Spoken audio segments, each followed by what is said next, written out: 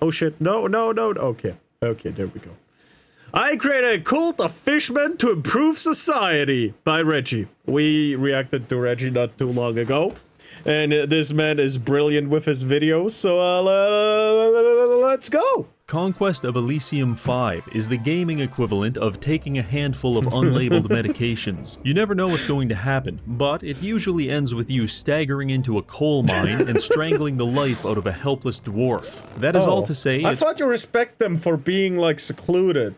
Why are you killing them now? Why are you killing your brethren? One of my favorite games. You play as one of dozens of factions, ranging from a clinically insane necromancer to a Roman emperor commanding thousands of soldiers. The goal is to establish cultural and societal supremacy over everyone who is unlucky enough not to pick the same race as you. Damn. Because when I play as the Monkey Maharaj, the mere existence of a non-banana based economy is enough to make me do terrible, terrible things.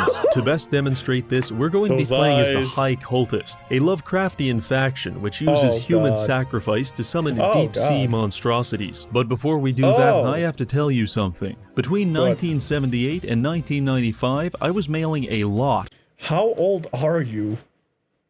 Of packages to universities and airports. But you know what I wish I was doing instead of that? Playing Terrasland, the sponsor of today's video. Terrasland is a new MMORPG available on PC and also on mobile, which I appreciate greatly because I was once kidnapped, hogtied, and stuffed in the trunk of a sedan. But luckily, I was able to wiggle my phone out of my pocket so I could spend my last 4% battery life farming the merfolk swamps for copper. But it gets even better because Terrasland is introducing a legendary dungeon tournament where you can form a team with your friends and compete against others for excellent rewards. The classes are diverse. The very concept of warrior exists on a spectrum because there are 3 warrior archetypes, each with 2 specializations, all of which can be augmented by one of 5 professions. The customization is so good that there's even a bard build dedicated to completing endgame content by yourself, which has allowed me to finally reify my antisocial personality disorder. However, that's beside the point. It tickles the tism, don't it, Reggie?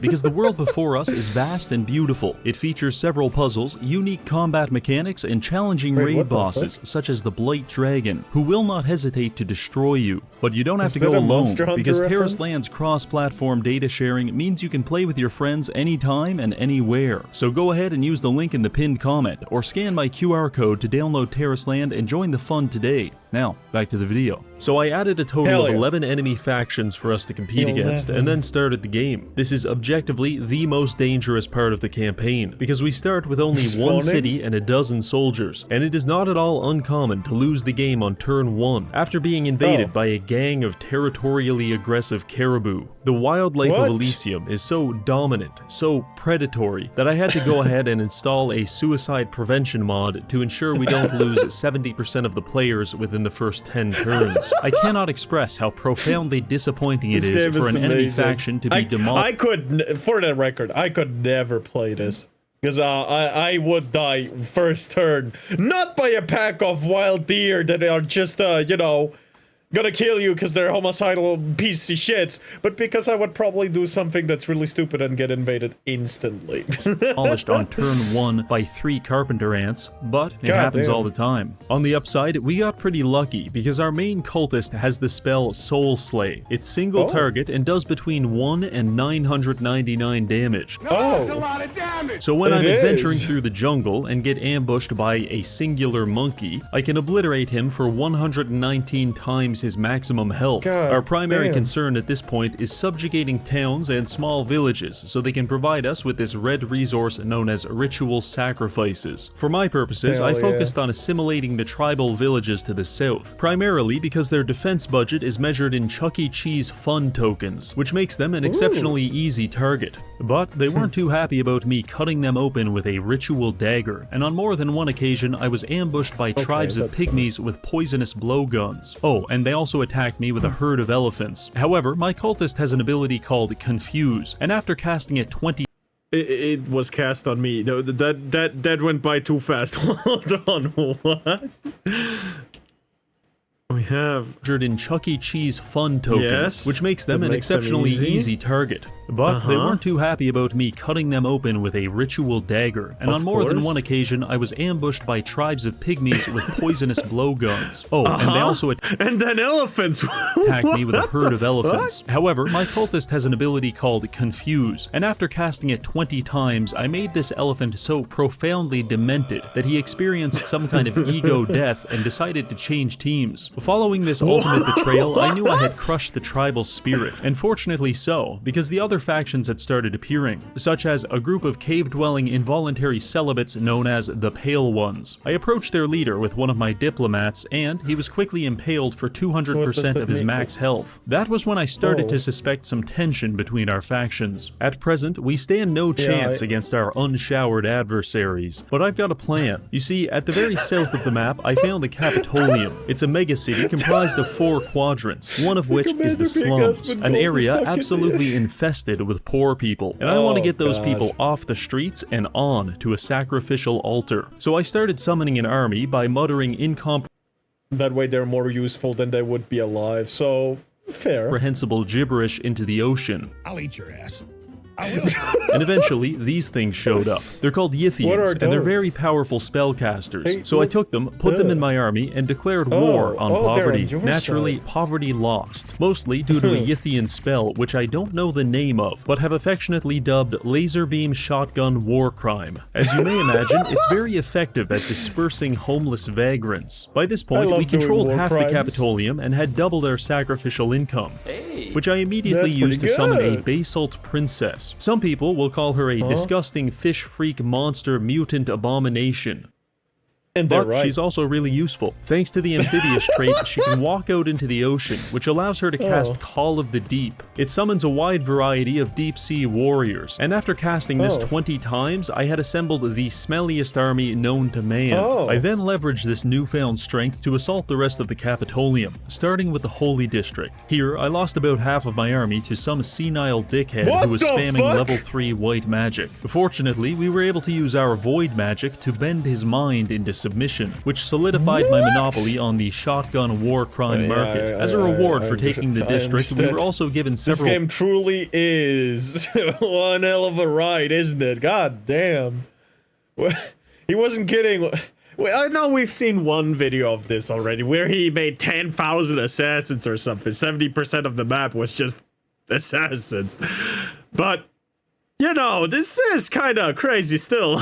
Powerful artifacts, one of which was a magical scroll. I had my cultist use it, and it teleported him straight to hell, where he was immediately attacked by demons and burned alive. I wish I could say this was an uncommon occurrence in Elysium, but it's really not. Also, it's at this point I realized that I forgot to turn off stream notifications in OBS, because whenever someone subscribed to my Twitch account, the recording would be interrupted by this. Guys, the penis pump actually works. It inflated my How lovely. By now, our sacrifice income is at 35, which is great. However, we're still losing territory to Blue, who is the demonologist, and also to Green, who is the Troll King. But there's something neither of them know, which is that I've started saving up sacrifices to unlock a grand ritual titled Call Outer God. I don't know exactly what it does, but I'm willing to kill a lot. Does it call for an outer god?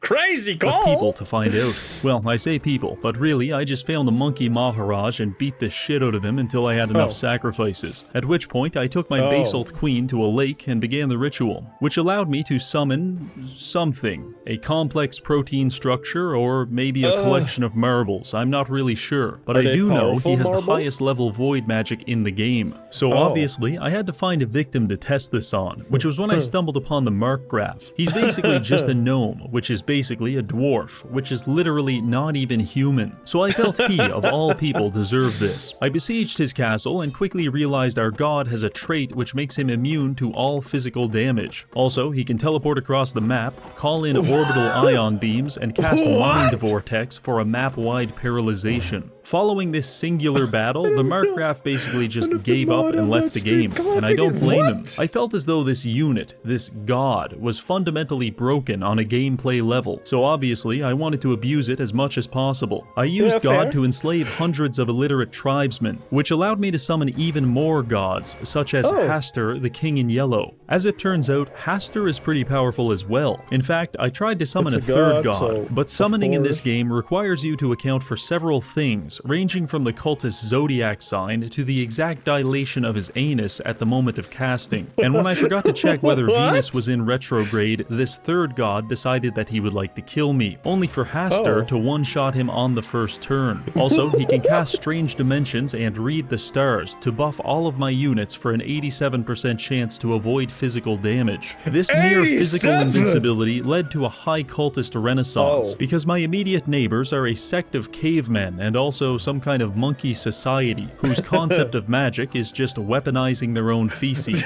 So I had no problem relegating them to the fossil record alongside the Markgraf. I did run into some slight complications when Francois the Demonologist, God, I don't know how to say this. He killed God by lighting him on fire. But other than that, things were going great, and I was summoning dozens of fish warriors every single turn, which I promptly...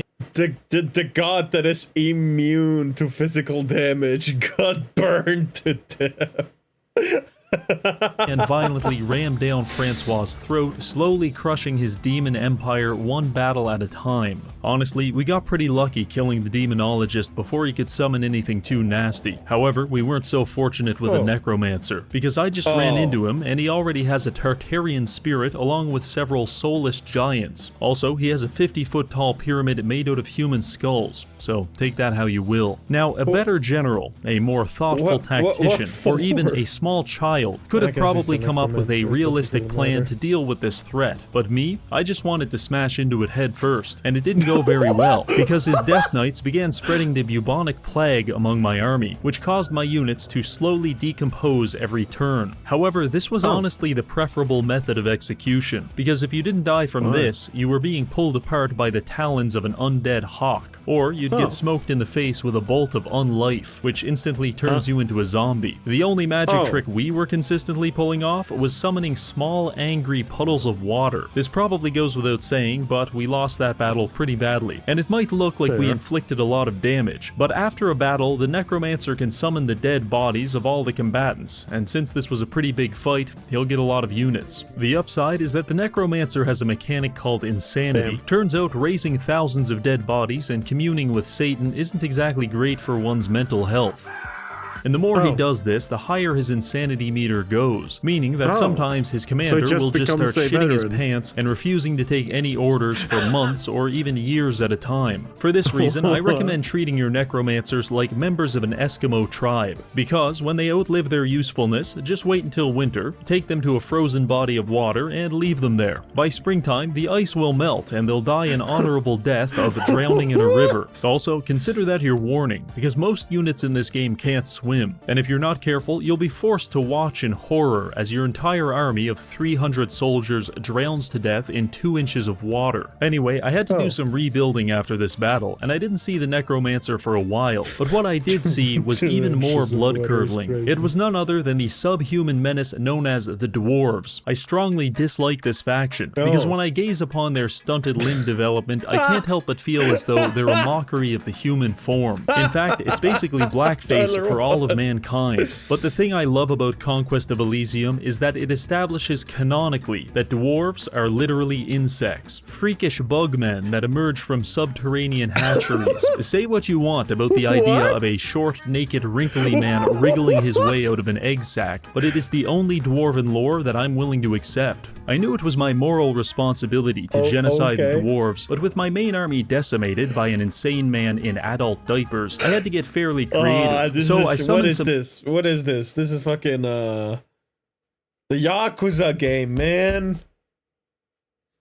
fuck. unique units called Star Spawn. Please believe me when I tell you that much like women, these units exist solely to increase the global suffering index. Where a normal cultist could spend 50 sacrifices to summon a sea monster into your stack, a Star Spawn can spend 10 sacrifices to summon a Void Demon into the enemy stack. But before you get jealous, I want to remind you that Void Demons are absolute bastards. They'll kill anyone, even us, and furthermore, the accuracy of this spell is atrocious. So when I attempt to summon a demon in a dwarven settlement, there is a non-zero chance of me accidentally conjuring a giant carnivorous worm on any random person within a 3-mile radius. But remember, there's no such thing as innocent bystanders, only potential enemies. Luckily, the ritual has infinite range, which allows us to mitigate the risk of killing ourselves by simply using a clairvoyance spell to locate distant enemy settlements, and then abusing our same-day delivery to bombard them with abominations from beyond the stars. Using this technique, I gradually converted the dwarf starting area into a military exclusion zone teeming with Lovecraftian horrors. With my civic duty now taken care of, I had to begin preparing for round 2 with please, I know you like those editing. I know you're a furry, but please, spare me!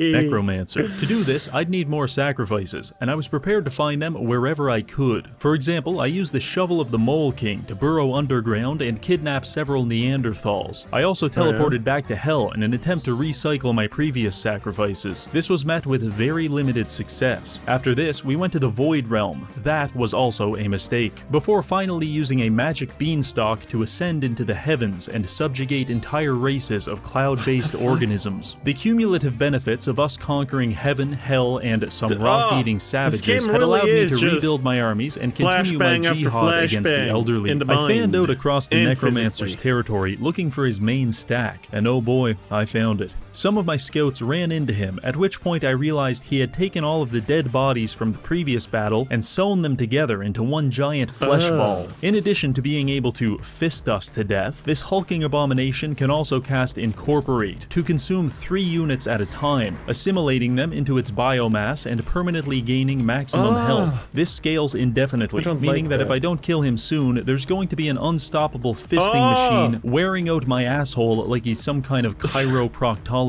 By the time I tracked him down with my main army, he had not 1 but 2 of these freakish monstrosities, and they had increased their max health from 131 to 243. Also, the Necromancer himself had undergone a ritual to transform into a vampire lord, which made him a far more intimidating presence compared to his previous form as an old man covered in his own feces. I was gonna put him But on our side of the field, I had, I don't know, 8 different gods, so I'd say we've got a pretty good shot. The battle began with both sides casting AoE magic. However, my units are so bricked up with magic resistance that trying to damage them with spells is about as effective as trying to fill out your tax return using the spare letters from a can of Alpha-Getty. Which is to say, it's not going to work, and you're going to feel terribly silly for trying while I beat you with a belt as punishment. Accordingly, we quickly thinned out the enemy ranks, at which point my Eldritch Abominations took turns smacking his arts and crafts projects for upwards of 100 damage each turn. It wasn't long before the Necromancer was the only one left. With a massive chest wound and both of his eyeballs ripped from their sockets, he lasted about 12 seconds before succumbing to tentacle-related injuries. Avenging my loss to the Necromancer awarded me with about 1 million magical items, as well as a surprisingly quick erection. Very nice. Now, you'd think having both of your eyes torn from your skull and your body crushed by a large phallus would probably be the end of you, and you'd be right in most cases, but the Necromancer had established a phylactery, which allows his body to reform once a month. So I spent the next 8 months ripping him limb from limb until I had finally found the phylactery and destroyed it, thus eliminating his faction permanently. With our geriatric friend now decomposing in a rain gutter, his empire was ripe for the taking, and take we did. But it wasn't enough, because just like how a furry inflationist feels a deep physiological need to pump himself until his distended gut resembles a hot air balloon, I too feel the need to expand. So I pushed even further, eliminating some minor players such as the Baron, who, up to this point, had spent the entire game hiding in his castle. After about 20 turns of this, I controlled almost the entire map, apart from the northwestern quadrant, which was still governed by the Troll King. His armies are notoriously deceptive, because when you look at them, you'll see about a dozen random ogres and trolls, but when you go to fight them, you'll quickly realize there was over 100 goblins camouflaged into the tall grass, and now you're fucked. Not only that, but the trolls have the very forest itself on their side, because they go around planting physically aggressive fungus as well as violent shrubbery. Are By they itself, just 40k accurate fucking orcs?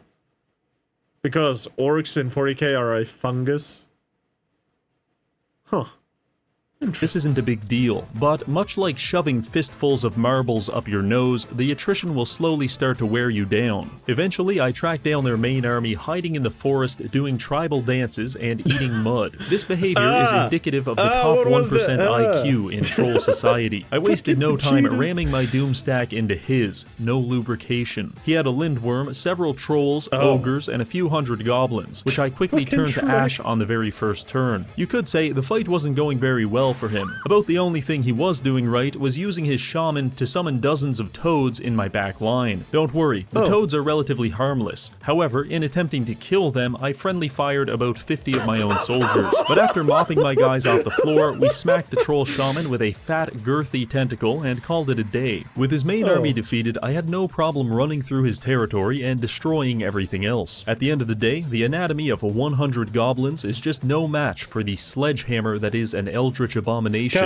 and after 10 turns, his faction went extinct, thus yielding the entire campaign map under our control. This is usually where a victory screen appears, but for some reason, I didn't get one. I wandered around for a few turns before realizing someone is still alive, and they're hiding from me. Now, there are several planes of existence in Elysium, such as Hell and the Void, but if they were hiding there, they'd probably already be dead. So I began using a magic shovel to tunnel underground and search for them, and that's when I came across this, a fledgling Pale One outpost where several troglodytes have barricaded themselves underground in an effort to survive my expansionism, but all must be assimilated, and assimilated they were. With the Pale Ones now officially defeated, we're given a victory screen and directed to the score graphs, where we are invited to generously fillet ourselves over just how excellent our empire was. You can see the only faction that was even close to us was the trolls, and well, they're still like half our strength. So that does it for this video. We've used human sacrifice and about 12 pixels to subjugate the world and usher in the age of fish people. I want to thank this month's patrons for supporting the channel, and finally, thank you for watching. Leave me alone. I'm not buying.